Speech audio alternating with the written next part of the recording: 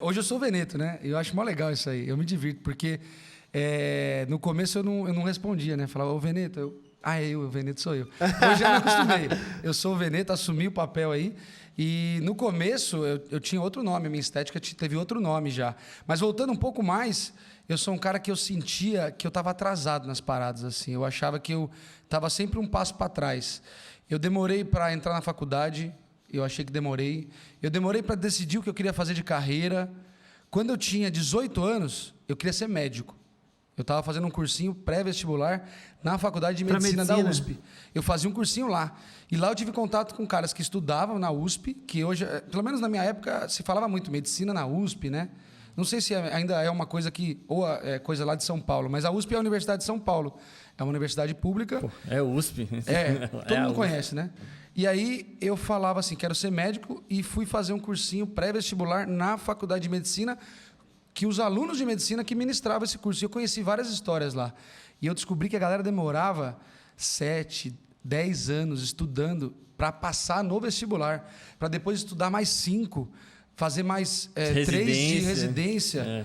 E aí eu percebi que eu era um cara mais acelerado do que isso aí. Eu não conseguiria ter essa paciência toda. Só para informar que eu estou providenciando uns energéticos aqui, viu? Porque depois do almoço a hype vai lá embaixo. Isso é importante, isso é importante. E eu falei, cara, não sei se eu tenho essa disposição toda de estudar tanto tempo. Eu sou um cara mais acelerado. Eu quero começar e já ver o resultado. Eu quero começar a faculdade e arrumar um emprego ao mesmo tempo.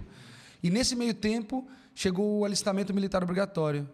E aí, lá em São Roque, a cidade que eu nasci, que eu morava até então, eu serviria a aeronáutica. E aí eu ia servir a aeronáutica. Quando foi os primeiros dias para ir lá no quartel e tal, não sei o quê, eu falei, pô, gostei dessa parada aí, vou querer ser militar, vou servir o alistamento. E eu queria servir. E aí, quando perguntavam, você quer servir? Quero servir. E tem aquela coisa de, às vezes, os caras querem ser do contra, né? Só porque você quer servir, eles dificultam um pouquinho o processo, para você não servir. E vice-versa, né? E quem não está correndo, é isso que vai. Mas no meu caso, os caras abraçaram a ideia. Você quer, então vamos fazer alguma coisa possível para servir. Depois você responde essa mensagem aí que deve ser urgente, deve ser urgente. Só para brincar. E aí é o seguinte, continuei no processo, fui até o final. A última das etapas era a entrevista, era uma prova psicotécnica, igual de autoescola, parecido com autoescola. Fui reprovado no psicológico da parada. Mano, você zoado? Eu acho que eu sou considerado doido. Mas eu sei por que eu fui reprovado. Me contaram lá depois. Teve uma hora que pediram para desenhar uma pessoa. E aí falaram assim, desenha uma pessoa. E eu sou um cara que procuro, né, ainda mais falando de militar, tem que ser disciplina, né? Desenhar a pessoa, desenhei só a pessoa. E eu fui reprovado porque eu não desenhei o chão. Mas eu já ouvi falar desse jogo. Faz um sentido, né? Não ter chão. Se eu tivesse desenhado o chão, eu não estava aqui hoje. Você tá doido. Talvez eu estaria lá ainda soldado da aeronáutica. Não, fiquei sem chão agora, cara. Ficou sem chão. E nessa eu falei, não, mas agora eu sou um cara teimoso, sempre fui teimoso. Agora eu quero ser militar. Mas qual que é a lógica dessa parada, mano? De não ter chão... É base da vida, né? Talvez eu... mas é muita viagem, né? Não? Eu acho. Mas acho que tem a psicologia deve ser coisa de Freud. É, isso mesmo. Tem a psicologia, explica isso aí, que faz um sentido, assim, na parte, sei lá, emocional, psicológica da pessoa, quando ela desenha sem chão. Já viu mas o desenho aeronáutica, não era? Então, tinha tudo a ver. Virou agora. Que isso? Você já viu o Pocoyo, mano? O desenho do Pocoyo? É, tipo isso. Mas segue lá, mano. E aí fui reprovado lá. Mas aí eu fiquei com esse negócio na cabeça. Eu falei, não, quero ser militar. Larguei mão da marinha, larguei mão da medicina. E fui prestar um concurso para soldado fuzileiro naval na Marinha do Brasil, no Rio de Janeiro. Era o primeiro concurso que tinha disponível. Eu falei, eu passei militar, tinha lá aberto as vagas, me inscrevi. E aí eu passei, desenhei o chão depois. O psicológico era mais difícil a prova, era mais completa e tal. E eu me concentrei muito estudei assim para não ter como errar. E aí eu passei e fui com 18, um pouquinho mais de 18 anos, mas antes dos 19 ainda, fui para o Rio de Janeiro. Lá na cidade de Campo Grande.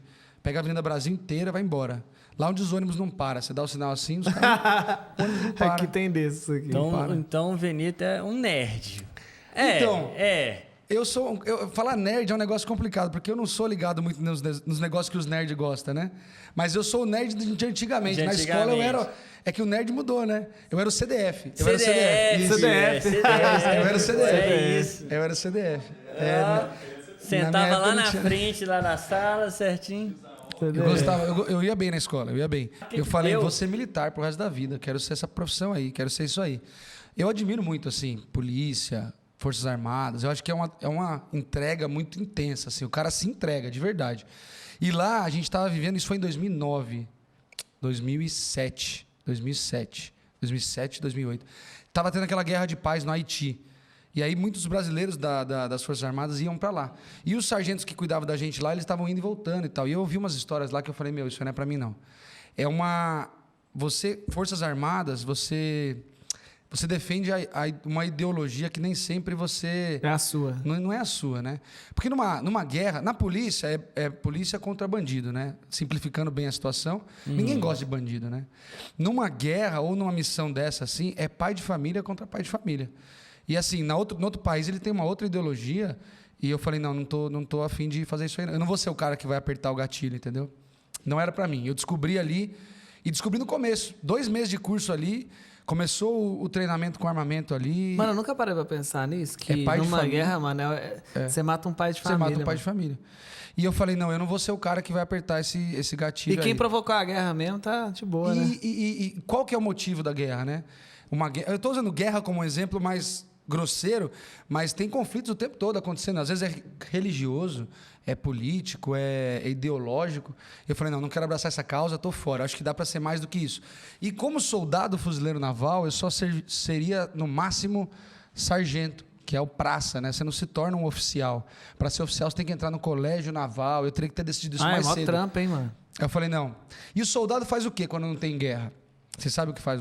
Com todo respeito a todos os... Pinta a árvore meio feio, cata buraco na estrada. Sério, mano? É meio que uma parada assim, ó. A sua vida é um ué. quartel, a sua casa é um armário. Isso falando da realidade que eu vi como soldado fuzileiro naval lá na Marinha do Sua Brasil. experiência. A minha experiência que eu tive. Essa foi a minha visão. Que pode ter sido uma visão limitada da história, mas foi a visão que eu tive na época e decidi sair fora. A vida é um armário. E aí, quando é que foi a decisão de eu sair fora? Foi o seguinte, eu era um cara que eu queria me convencer de que eu não tinha tomado a decisão errada. Eu queria acreditar que eu estava fazendo a coisa certa. Eu não queria desistir. Eu não queria ter que passar pelo negócio, tipo, eu desisti disso. E aí eu fui insistindo, eu fui querendo me convencer de que era legal. E eu era o cara mais engajado da parada. Eu era o cara que cantava mais alto. Eu era o cara que motivava os outros. Eu era o cara que fazia os caras não desistir. Aí um dia foi assim, o sargento falou, ó, preciso do seu documento de carteira de trabalho. E eu não tinha levado carteira de trabalho, porque eu achei que não precisava de carteira de trabalho. Carteira de trabalho não é registrado, né? Ele falou, não, eu preciso da baixa na carteira, uma parada assim. Aí eu precisei ligar em casa para falar com a minha mãe, para pedir o número da minha carteira de trabalho. Cara, a hora que minha mãe falou alô, eu comecei a chorar. Eu falei, quero voltar. Mas que Eu só saudade precisava de dela. alguém para me dar um apoio na decisão que eu queria tomar e não estava com coragem. Aí a mãe falou, filho, você não está bem? Volta. A hora que ela falou, volta, eu falei, estou voltando. Aí eu pedi para sair fora. Só que aí ele não dava mais para desistir do curso. Eu teria que fazer um... Então eu fiquei preso lá um tempo, até rolar todo o processo, fazer exame médico para saber que eu estou saindo igual eu cheguei. E nisso demorou mais de um mês. Fiquei preso lá e aí depois voltei. Falei, não, vou fazer faculdade, vou fazer alguma coisa que eu acho que eu posso fazer um pouco mais do que esse papel aí. Ó, só um detalhe aqui, viu, gente? Eu falei aqui de pintar árvore, catar asfalto, mas isso é porque, assim, popularmente, às vezes o cara tá lá agora bravo lá, que achando que... Calma. Alistamento militar obrigatório no Brasil, todos os homens passam por esse processo. É um contingente muito grande, não tem muito... Infelizmente, o soldado, o militar, ele poderia ser mais bem aproveitado. A gente fala muito sobre isso, né? De fazer obras públicas, de fazer um monte de coisa. Mas, na verdade, o cara não tem muito uma função ali enquanto não tem um conflito, uma missão específica. E aí acaba sendo isso aí. Eu percebi que é muito tempo ocioso. Eu falei, cara, eu acho que dá para eu contribuir mais com a sociedade do que ser um soldado ali naquela época. Ô, Benito, se eu tô pegando bem aqui o tempo da história aqui, entre você ter voltado, então, para casa nessa situação e ter entrado na estética mesmo, ficou um intervalo aí de uns 4 anos, mais ou menos. Foi uns 4, 5 anos. Né? Daí eu passei por muita coisa. Aí eu falei, o que eu vou ser agora? Porque eu tinha certeza que eu queria ser militar. Vi que não era o que eu queria. E agora, o que eu quero ser?